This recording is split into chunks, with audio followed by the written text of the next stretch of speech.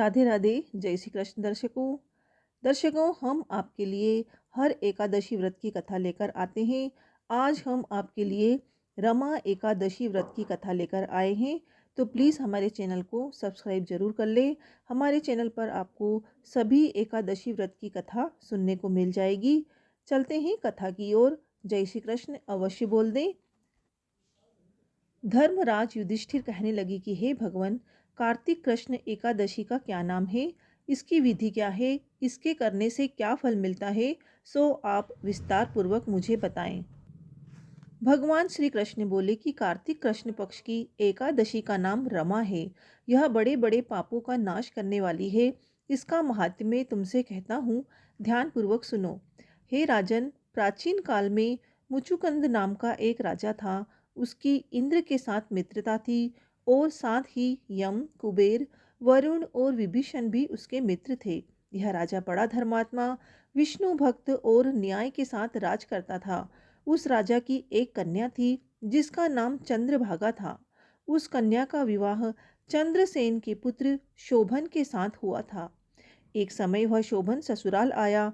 उन्हीं दिनों जल्दी ही पुण्यदायिनी एकादशी, रमा एकादशी आने वाली थी। जब व्रत का दिन समीप आ गया तो चंद्रभागा के मन में अत्यंत सोच उत्पन्न हुआ कि मेरे पति अत्यंत दुर्बल हैं और मेरे पिता की आज्ञा अति कठोर है। दशमी को राजा ने ढोल बजवाकर सारे राज्य में यह घोषणा करवा दी कि एकादशी को भोजन नहीं करना चाहिए। ढोल की घोषणा सुनते ही शोभन को अत्यंत चिंता हुई और अपनी पत्नी से कहा कि हे प्रिय, अब क्या करना चाहिए। मैं किसी प्रकार भी भूख सहन नहीं कर सकूंगा। ऐसा उपाय बतलाओ कि जिससे मेरे प्राण बच सकें, अन्यथा मेरे प्राण अवश्य चले जाएंगे। चंद्रभागा कहने लगी कि हे स्वामी, मेरे पिता के राज्य में एकादशी के दिन कोई भी भोजन नहीं करता। हाथी, घोड़ा, ऊंट, बिल्ली, गौ आदि भी तृण, अन्न, जल आदि ग्रहण नहीं कर सकते। फिर मनुष्य का तो कहना ही क्या।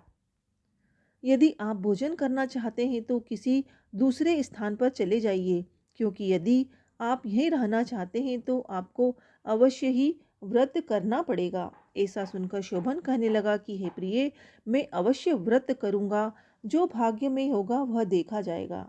इस प्रकार से विचार कर शोभन ने व्रत रख लिया और वह भूख व प्यास से अत्यंत पीड़ित होने लगा। जब सूर्य नारायण अस्त हो गए और रात्रि को जागरण का समय आया, जो वैष्णवों को अत्यंत हर्ष देने वाला था, परंतु शोभन के लिए अत्यंत दुखदायी हुआ। प्रातःकाल होते शोभन के प्राण निकल गए। तब राजा ने सुगंधित काष्ठ से उसका दाह संस्कार करवाया, परंतु चंद्रभागा ने अपने पिता की आज्ञा से अपने शरीर को दग्ध नहीं किया और शोभन की अंत्येष्टि क्रिया के बाद अपने पिता के घर में रहने लगी। रमा एकादशी के प्रभाव से शोभन को मंदराचल पर्वत पर धन धान्य से युक्त तथा शत्रुओं से रहित एक सुंदर देवपुर प्राप्त हुआ। वह अत्यंत सुंदर रत्न और वैदूर्य मणि जनित स्वर्ण के खंभों पर निर्मित अनेक प्रकार की स्फटिक मणियों से सुशोभित भवन में बहुमूल्य वस्त्र आभूषणों, छत्र व चंवर से विभूषित गंधर्व और अप्सराओं से युक्त सिंहासन पर आरूढ़ ऐसा शोभायमान होता था मानो दूसरा इंद्र विराजमान हो। एक समय मुचुकुंद नगर में रहने वाले एक सोम शर्मा नामक ब्राह्मण तीर्थ यात्रा करता हुआ घूमता घूमता उधर जा निकला और उसने शोभन को पहचान लिया और कहा कि यह तो राजा का जमाई शोभन है। उसके निकट गया। शोभन भी उसे पहचान कर अपने आसन से उठकर उसके पास आया और प्रणाम आदि करके कुशल प्रश्न किया। ब्राह्मण ने कहा कि राजा मुचुकुंद और आपकी पत्नी कुशल से हैं। नगर में भी सब प्रकार से कुशल है, परंतु हे राजन, हमें आश्चर्य हो रहा है। आप अपना वृत्तांत कहिए कि ऐसा सुंदर नगर जो न कभी देखा न सुना आपको कैसे प्राप्त हुआ। तब शोभन बोला कि कार्तिक कृष्ण की रमा एकादशी का व्रत करने से मुझे यह नगर प्राप्त हुआ, परंतु वह अस्थिर है। यह स्थिर हो जाए ऐसा उपाय कीजिए। ब्राह्मण कहने लगा कि हे राजन, यह स्थिर क्यों नहीं है और कैसे स्थिर हो सकता है, आप बताइए। फिर मैं अवश्य में यह उपाय करूंगा। मेरी इस बात को आप मिथ्या न समझिए।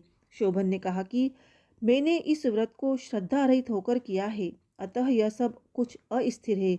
यदि आप मुचुकुंद की कन्या चंद्रभागा को यह सब वृत्तांत कहें तो वह स्थिर हो सकता है।